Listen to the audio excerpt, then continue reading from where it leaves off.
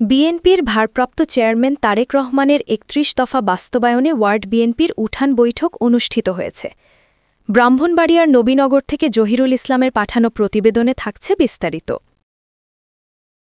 ব্রাহ্মণবাড়িয়া নবীনগর উপজেলার লাওর Fatehpur union ward BNP ও অঙ্গ সহযোগী সংগঠনের আয়োজনে লাওর ফতেপুর আইডিয়াল কিন্ডারগার্টেনের মাঠ প্রাঙ্গণ শুক্রবার বিকালে ১ নং ওয়ার্ড বিএনপির উদ্যোগে উঠান বৈঠক অনুষ্ঠিত হয়েছে।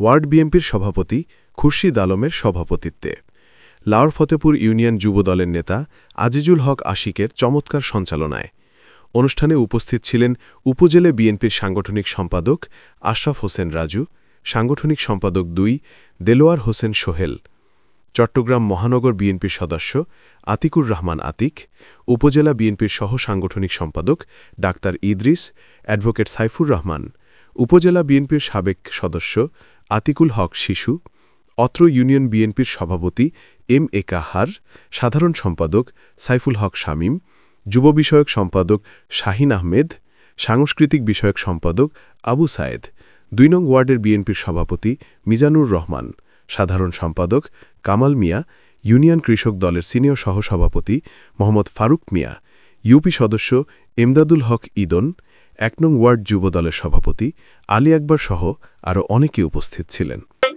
আমাদের লাওর ফতেপুর ইউনিয়ন বিএনপি অত্যন্ত শক্তিশালী ও সুসংগঠিত, তাই কিনা? আরো সুসংগঠিত হয়েছেন এই কারণে মা বোন যারা আছেন তাদের উদ্দেশ্যে একটি কথা বলতে চাই।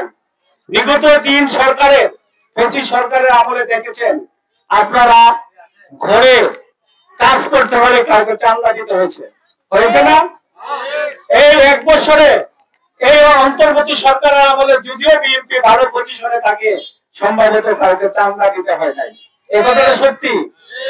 আগামী দিনে তারেক জিয়ার নির্দেশে আমরা উঠান বৈঠক করছি।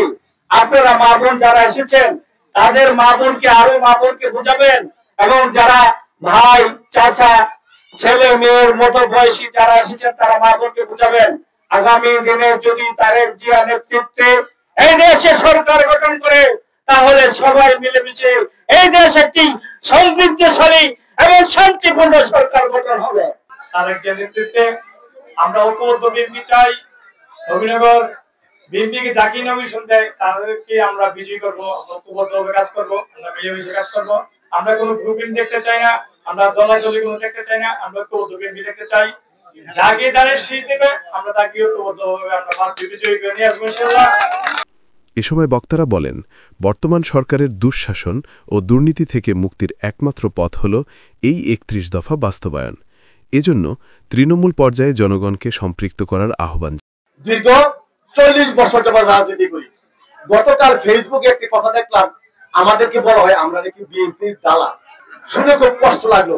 দীর্ঘ ৪০ বছর যাবত রাজনীতি করি। আপনারা দেখেছেন আপনাদের ইউনিয়নের সাবেক আওয়ামী লীগ নেতা সাবেক ভাইস চেয়ারম্যান জাকির হোসেন সাদেক, তার বাপ আব্দুল মালিক সাহেব বিএনপির সভাপতি ছিলেন এবং গ্রাম সভাপতি ছিল। তো সেই কারণে তাকে অনেক সময় আমরা সাথ দিছি, কিন্তু ছেড়ে দেয় নাই। শেখ হাসিনার পতনের পর নবীনগর থানার সামনে যখন আমি দেখি লাওর ফতেপুর ইউনিয়নের লোকজনের বিরুদ্ধে ষড়যন্ত্র করে, তখন আমি বাধ্য হয়েছি ওসিকে বলছি সাদেককে গ্রেফতার করতে হবে। এই সাদেককে আমি নবীনগর থেকে বিতাড়িত করেছি।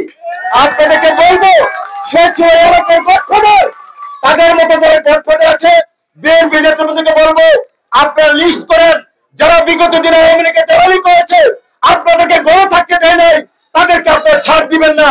ছাড় দিলে ভবিষ্যতে আপনাদেরকে তারা ছাড় দিবে না। তাদের শিল্পের পক্ষে আপনারা কাজ করবেন। আপনাদের ইউনিয়নের সভাপতি এম এ কাহার, সাধারণ সম্পাদক শামীমের পক্ষ থেকে, আতিক ভাইয়ের পক্ষ থেকে, সাইফুল যারা আছে প্রাকৃতিক সবার পক্ষ থেকে গড়ে গড়ে দাঁড়িয়ে হিসাবে মুখ চাবেন। আগামী দিনে তারেক রহমান যাকে দাঁড়িয়ে